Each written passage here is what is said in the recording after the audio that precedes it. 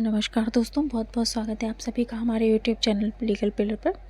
कैसे हैं आप सब दोस्तों? जैसा कि आप टॉपिक देख पा रहे हैं आज का, बहुत पहले किसी ने कोई मकान ख़रीदा या कोई मकान ख़रीदा गया, किसी ने ख़रीदा और किसी कारणवश वो रजिस्ट्री अपने नाम पर नहीं करवा पाया, वो मकान का बैनामा अपने नाम पर नहीं करवा पाया। हालांकि समझौता पत्र उसके पास है, तो वो कुछ समय बीत जाने के उपरांत अथवा काफ़ी लंबा समय बीत जाने के उपरांत उस मकान को, ज़मीन, प्लॉट, लैंड जो भी उसने ख़रीदा है उसको अपने नाम पर कैसे करवाए, वो करवा सकता है या नहीं करवा सकता है, ये है आज का टॉपिक। सबसे पहले दोस्तों, वीडियो में आगे बढ़ने से पहले आपसे एक रिक्वेस्ट है कि आप लोग वीडियो को लाइक और चैनल को सब्सक्राइब नहीं करते हैं, वीडियो को पूरा नहीं देखते, तो इससे हमें बहुत डीमोटिवेट होता है। तो दोस्तों ऐसा ना करें, हमें सहयोग करें। आपका सहयोग, आपका सब्सक्रिप्शन हमारे लिए बहुत महत्वपूर्ण है।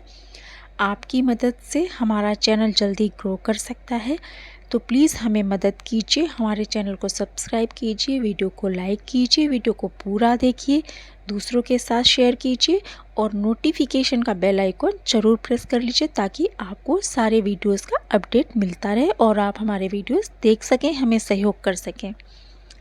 चलिए आगे बढ़ते हैं दोस्तों वीडियो की तरफ। तो सबसे पहले इस टॉपिक पर ये जानना होगा कि आपने जो मकान ख़रीदा था, जो लैंड, ज़मीन, प्रॉपर्टी आपने ख़रीदी थी, जिसकी आपको रजिस्ट्री करवानी है, जो कि आप पहले नहीं करा पाए थे और काफ़ी समय, लंबा समय, विशेष रूप से लंबा समय बीत जाने के उपरांत अब आप उसकी रजिस्ट्री नहीं करवा पा रहे परंतु करवाना चाहते हैं, तो उसका क्या उपाय है? तो इसके लिए सबसे पहले आपको ये जानना होगा कि जो आपने मकान ख़रीदा था उसको कितना समय बीत चुका है, इस केस को कितना समय हो चुका है, क्योंकि सारी चीज़ें इसी पर डिपेंड करती हैं। देखिए, किसी भी सिविल मामले में, चाहे कोई भी सिविल मामला हो, कानूनी कार्रवाई करने के लिए, किसी भी सिविल मामले में कानूनी कार्रवाई करने की जो समय सीमा होती है वो लिमिटेशन एक्ट के अनुसार 3 वर्ष की होती है। तो इसका मतलब सीधा सीधा ये होता है कि अगर आपके 3 वर्ष या उससे ज़्यादा बीत चुके हैं तो फिर आप कानूनी कार्रवाई नहीं कर सकते हैं। तो डिपेंड करता है कि आपके केस में कितना समय बीत चुका है। अगर ज़्यादा समय बीत चुका है, 5 साल, 10 साल, 15, 20, 25, 30, जितना भी, तो फिर आप कानूनी कार्रवाई नहीं कर सकते। तो सीधे तरीके से तो नहीं कर सकते, है ना? अब बात आती है क्या कर ही नहीं सकते? तो ऐसा नहीं है, बिल्कुल कर सकते हैं, क्योंकि कानून में नामुमकिन जैसा कुछ भी नहीं होता है। कानून में नामुमकिन जैसा कोई शब्द नहीं होता और वास्तव में अगर व्यक्ति चाह ले तो फिर नामुमकिन कुछ भी नहीं होता है। बस आपको एक अच्छा वकील करना है। हमेशा मैं अपने अधिकतर वीडियोस में ये बात कहती हूँ कि जब भी कोई कानूनी दांव पेच हो या कोई केस हो जो ख़ास तौर पर बहुत पेचीदा हो, तो उसके लिए एक अच्छा वकील करना बहुत ज़रूरी होता है।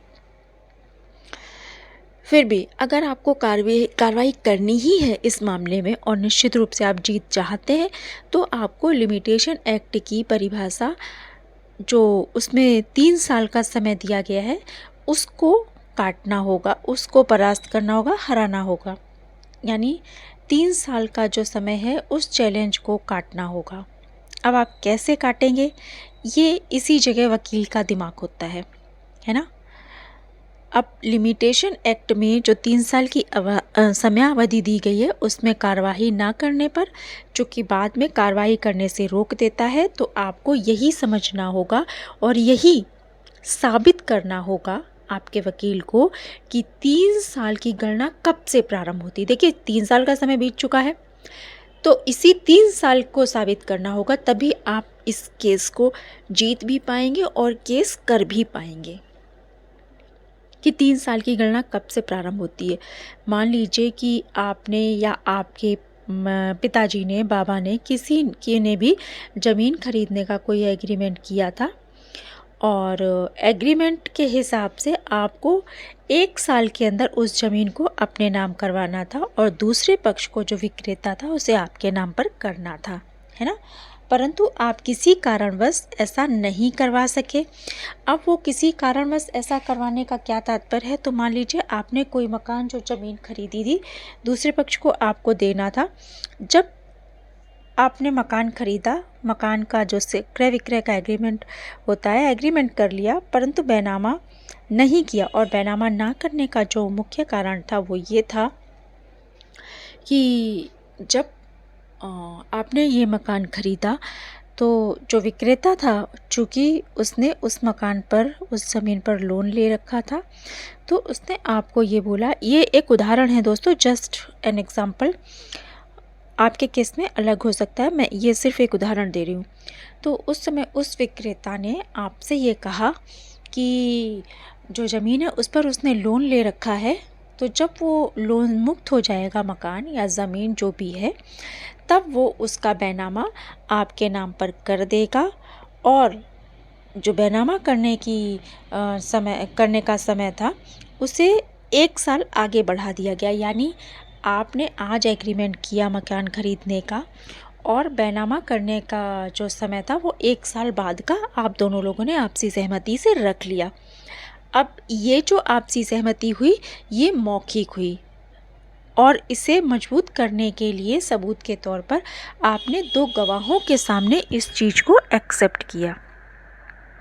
विक्रेता ने इस शर्त को रखा 2 गवाहों के सामने, 2 व्यक्तियों के सामने, और आपने उसे स्वीकृति दी। और इसके बाद जब आपने आगे जाकर 1 साल के पश्चात जो आपके बीच में करार हुआ था, उस मकान को अपने नाम पर करने को कहा, तो जो विक्रेता था वो उससे मुकर गया और उसने कहा कि ना तो मैं आपका जो मकान है आपके नाम पर करूँगा, आपको दूंगा, इसका बैनामा करूँगा, ना ही आपके नाम पर, और ना ही मैं आपका पैसा वापस करूँगा। तो अब ऐसे हालातों में आप क्या करें, है ना। और आपने कोई कानूनी कार्रवाई भी नहीं करी, ज़्यादा लंबा समय भी दिया, 1 साल का उदाहरण दिया, और हो सकता है कि ऐसी शर्त ना भी रखी हो। जब लोन चुकता हो जाएगा, तो जब में तो काफ़ी भी लंबा समय बीत सकता है, उसका कोई समय सीमा निर्धारित नहीं होती है। तो अब ये समझ लीजिए कि लिमिटेशन एक्ट में समय की गणना कब शुरू हुई, है ना। ये चीज़ आपको साबित करनी होगी।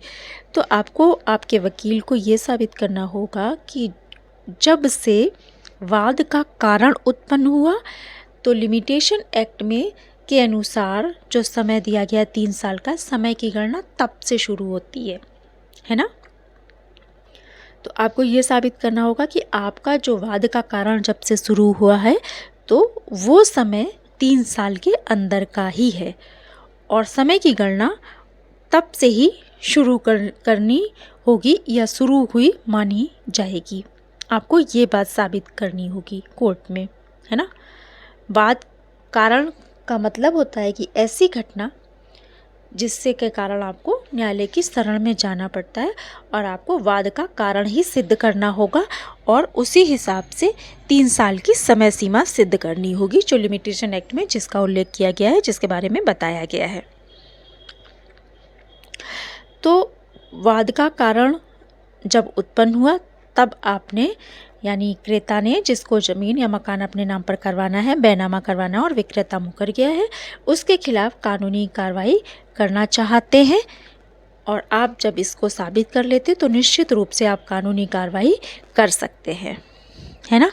जब आप कानूनी कार्रवाई करेंगे, अगर जज कोर्ट में इस बात को एक्सेप्ट कर लेता है जो आपने साबित किया, तो आप कानूनी कार्रवाई कर सकते हैं। आपको जो आपके पास एग्रीमेंट है मौजूद, उस एग्रीमेंट और जो 2 गवाह थे जिनके सामने आप दोनों ने करार किया था क्रय विक्रय का, आगे जाकर कुछ समय के बाद बैनामा किया जाएगा इसका, उन गवाहों के आधार पर आप इस केस को प्रस्तुत कर सकते हैं, कार्रवाई कानूनी कर सकते हैं, और इसके आधार पर आप उस मकान को अपने नाम करने के लिए बाध्य कर सकते हैं विक्रेता को। अगर आप ये साबित कर लेते हैं और केस जीत जाते हैं, तो कोर्ट न सिर्फ आपको आपकी ज़मीन दिलवाएगा, हो सकता है कि अगर विक्रेता वो ज़मीन आपके नाम या मकान आपके नाम बैनामा नहीं करना चाहता है, तो या तो कोर्ट आपको आपकी वो ज़मीन का बैनामा आपके नाम पर करने के लिए कहेगा, या फिर जितना भी समय आपका बीत चुका है, 2 4 5 साल 10 साल जितना भी, उतने समय का ब्याज सहित पैसा आपको वापस लौटाएगा। और इस तरह आप इस केस को जीत सकते हैं। या तो आपके वो मकान जो आपने ख़रीदा था ज़मीन आपके नाम पर हो जाएगा, और या फिर आपका ब्याज सहित उतने समय का सारा पैसा आपको वापस मिल जाएगा। तो ये हुआ इसका हल।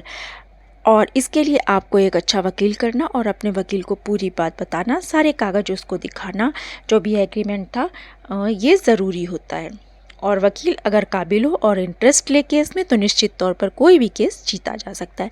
एक बार फिर से दोस्तों आपसे रिक्वेस्ट है कि अगर आपने चैनल को सब्सक्राइब नहीं किया तो प्लीज़ हमें सहयोग करें, सब्सक्राइब कर लें, वीडियो को लाइक कर लें, वीडियो को पूरा देखें और नोटिफिकेशन का बेल ज़रूर प्रेस कर लें ताकि अपडेट मिलते रहें। थैंक यू दोस्तों।